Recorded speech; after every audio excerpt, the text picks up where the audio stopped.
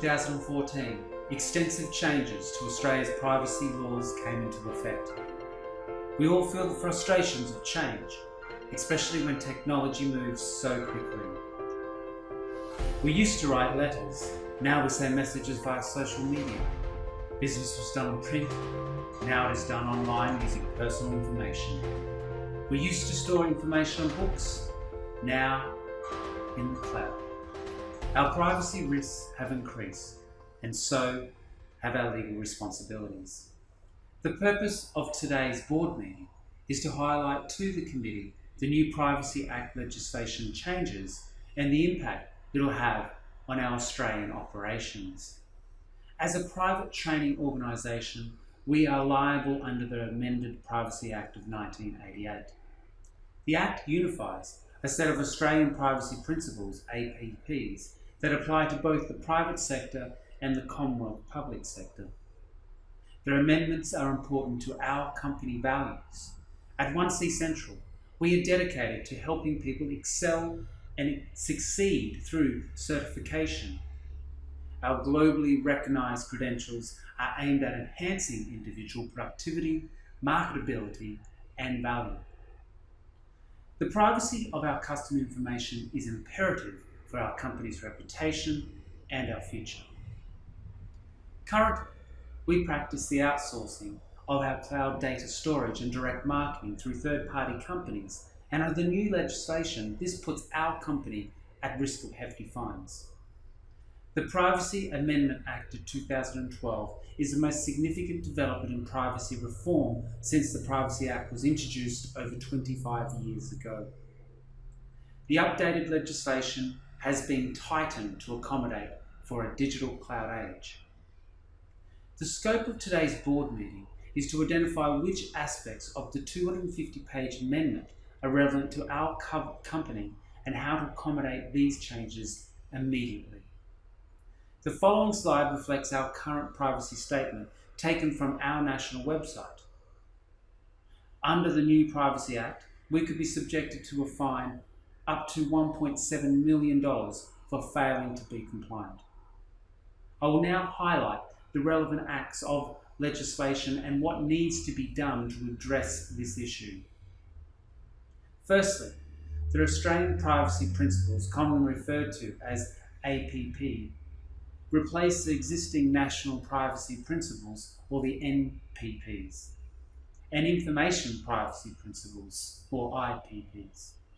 Also, the Privacy Act now includes enhanced powers for the Office of the Australian Information Commissioner, and that includes extra powers in conducting assessments of privacy compliance for both Australian government agencies and some private sector organisations, accepting enforceable undertakings and seeking civil penalties in the case of serious or repeated breaches of privacy. The OAIC has been clear in what organisations it is targeting. Businesses with $3 million in annual turnover or generate less than $3 million but fit under the second set of criteria of trading personal information. We fit under the second criteria because we take personal information and then provide it to other businesses for our direct marketing. Under the amended Privacy Act, subclause 7.1 makes this practice no longer viable.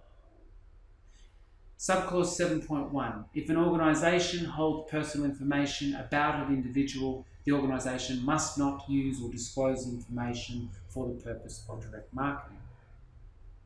Exceptions to this rules are highlighted in subclause 7.2 and involve greater transparency of sensitive information through disclosures and means of opting out of direct marketing. Subclause 1.3 of the APP privacy policy states that an APP entity must have a clearly expressed and up-to-date policy about the management of personal information by the entity. Our privacy statement, as previously shown, is clearly out of date and needs immediate attention. In accordance to subclause 1.4, we hit some of the indicators, but as shown here, we need to address the following. How an individual may access personal information. How an individual may complain about a breach of the Australian privacy principles. Whether the entity is likely to disclose personal information to overseas recipients, and if practical, where.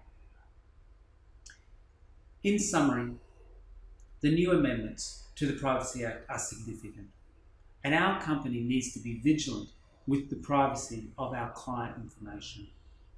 The following company recommendations have been suggested to today's board meeting as a strategy to meet the new Australian standards. I further suggest that our company conducts a quick audit to review our business to identify where and how we deal with personal information. Secondly, we need to get a system in place to establish or revise procedures and systems so that our staff are trained to handle personal information and comply with the privacy law changes. Thirdly, we need to refine our current privacy notice so when we collect personal information, we inform individuals about the details, including our organisation's name and contact details and the purpose of collection and to whom we'll disclose this information to.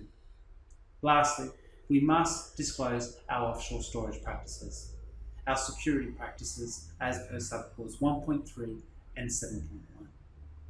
We live in a digital world, and our company's reputation relies on the compliance and protection of our customer information. I thank the board and committee members today for your time.